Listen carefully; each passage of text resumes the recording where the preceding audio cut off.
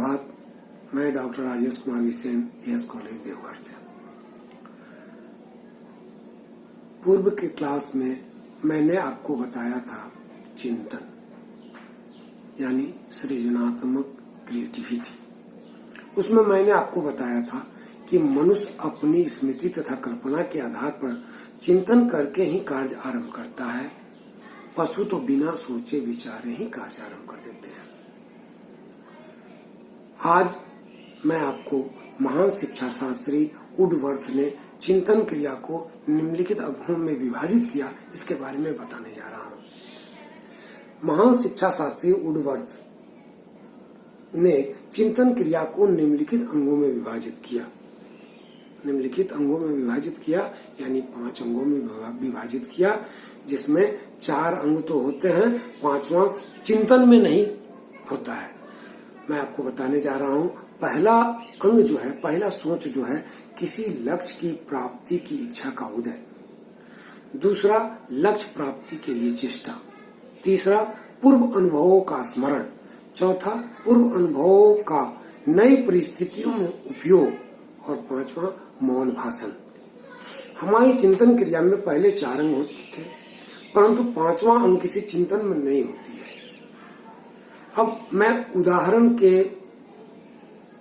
उदाहरण देकर आपको समझाना चाहता हूं कि आप ये अंगों में विभाजित को कैसे समझेंगे। उदाहरण आप समझिए। मान लीजिए कि आप सवेरे बिस्तर से उठते ही आपको डाकिया या तार वाला आपको एक तार ले आके देता है। तार माने डाकिया आपको नहीं होता, तार आता था पहले कि मैंने खबर लेके आता है, आपको देता है तार कि तार ले आके देता है और जिसमें लिखा है कि माता पिता को चोट लगी है, परंतु तुरंत घर आ जाओ। उस तार में लिखा हुआ है कि माता पिता को चोट लगी हुई है, तुरंत घर चले आओ। तार माने टेलीग्राफ, जिसको टेलीफोन पहले तार नहीं आता तो वही तार। तो तार आता है कि जिसमें लिखा है कि माता पिता को चोट लगी है, तुरंत घर आ जाओ। तार में चोट लगने का कारण नहीं दिया है। आपके सम्मुख एक समस्या प्रस्तुत हो जाता है, आपके सम्मुख एक समस्या आ जाता है कि दोनों को चोट एक साथ लग सकती है या एक ही को लगा है। आपके लिए इस समस्या का हल करना एक लक्ष्य हो जाता है कि क्यों लगा है। आपके लिए इस समस्या का हल करना एक लक्ष्य हो जाता है और लक्ष्य प्राप्ति के लिए अर्थात समस्या के हल के लिए आपके अंदर एक चेष्टा उत्पन्न होती है और आप चिंतन करना आरंभ कर देते हैं कि आखिर चोट उत्पन्न कैसे हुई, क्यों हो सकता है, चोट का कारण क्या हो सकता है। और यही चोट का कारण आपके चिंतन के लिए ये पहली अवस्था है, यानी किसी लक्ष्य की प्राप्ति की इच्छा का उदय होता है। ठीक है, ये पहला आपका अंग है। दूसरा, अब आप दूसरा पॉइंट क्या है, लक्ष्य प्राप्ति के लिए प्रारंभिक चेष्टा। आप सोचते हैं कि कोई चोर तो घर में नहीं घुस आया होगा। आप यहीं से सोच रहे हैं कि कोई चोर तो नहीं घर में घुस आया होगा जिसने आपके माता पिता को यह क्षति पहुंचाई होगी। परंतु फिर आपको यह विचार आता है कि चोर आपके घर में तो घुस ही नहीं सकता है, क्योंकि आपका घर तो चारों ओर पड़ोसियों से घिरा हुआ है। आपका घर पड़ोसियों के घरों से घिरा है और बाहर से भी ऊंची ऊंची दीवारें हैं। अब आपके मन में ये विचार जो पहले विचार जो आया है उसको आप त्याग देते हैं और आगे विचार करते हैं, और आगे जो विचार करते हैं यही चिंतन प्रक्रिया की दूसरी अवस्था है, यानी लक्ष्य प्राप्ति के लिए प्रारंभिक चेष्टा। यानी आप लक्ष्य प्राप्ति के लिए प्रारंभिक चेष्टा शुरू कर देते हैं कि आखिर क्या कारण है जिसके कारण ये चोट लगी है माता पिता को। तीसरा, पूर्व अनुभवों का स्मरण। अब तीसरा पॉइंट। अब आप अपने उन पूर्व अनुभवों का स्मरण करते हैं जबकि आपके माता पिता को कभी इस प्रकार की चोट लगी थी। आपके माता पिता को पूर्व में भी कभी चोट लगी होगी, उसको स्मरण करने लगते हैं कि इससे पहले हो सका चोट लगा हो, है ना, अब क्यों चोट लगा था, उसी का आप अनुभव करने लगते हैं। आप अपने अनुभवों को चेतना के समक्ष लाते हैं। आपको स्मरण होता है कि एक बार आपके माता पिता जब कार में बैठे कहीं जा रहे थे तो कार किसी मोटर से भिड़ जाने के कारण चोट आई थी, और चोट आने के कारण क्या हुआ, तो कार में किसी मोटर के भिड़ जाने से चोट आई थी। एक बार किसी बक्से को उठाने में और उसके गिर जाने के बाद भी चोट आई थी। यानी आपके मन में उनके पूर्व के चोटों का अनुभव आपके दिमाग में आने लगता है कि एक बार कार से मोटर का एक्सीडेंट हुआ था जिसके कारण उनको चोट आई थी, एक बार बक्सा उनके शरीर पर गिर गया था जिसके कारण चोट आई थी।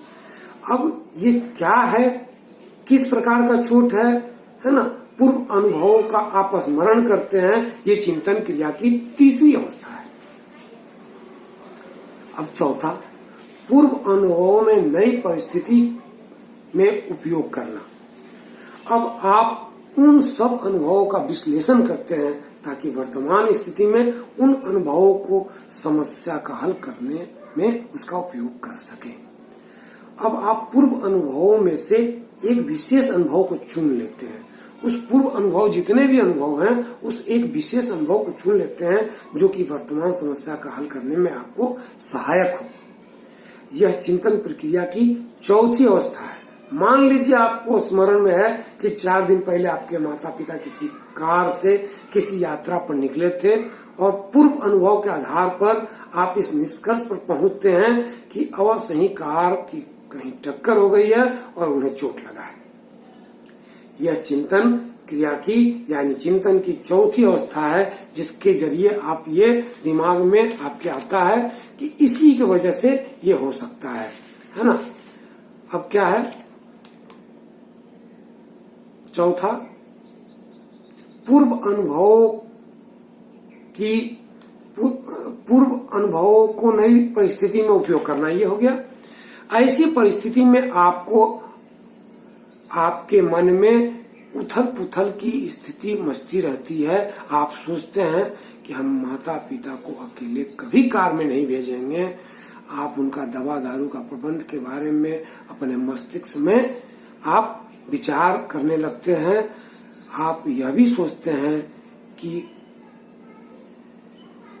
अच्छा होता कि माता पिता से आग्रह करते कि आप कार को भेज दें।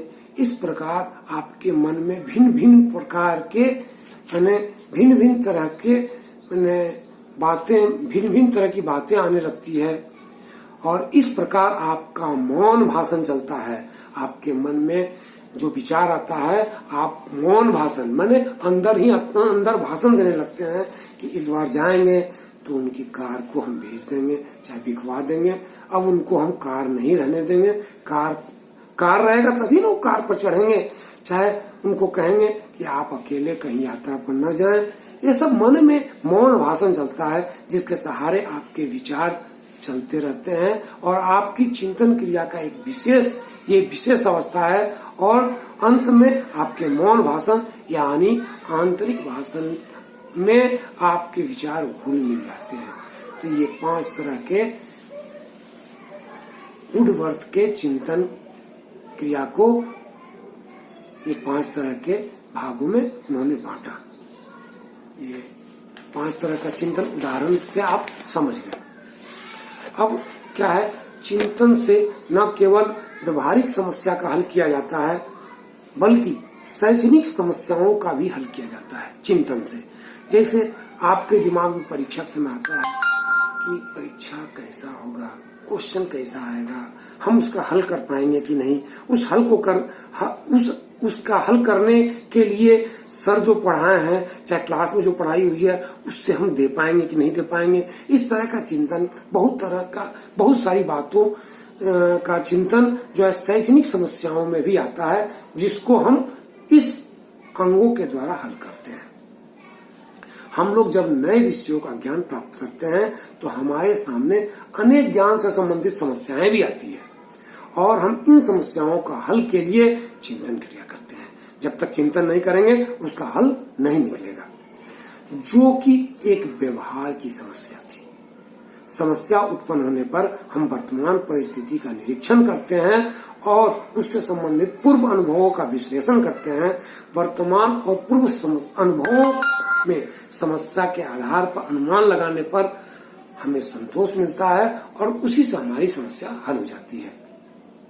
तो इस तरह चिंतन करके हम अपने समस्याओं का हल ढूंढ लेते हैं। हमारी बौद्धिक समस्याओं का हल भी इसी से माना गया है।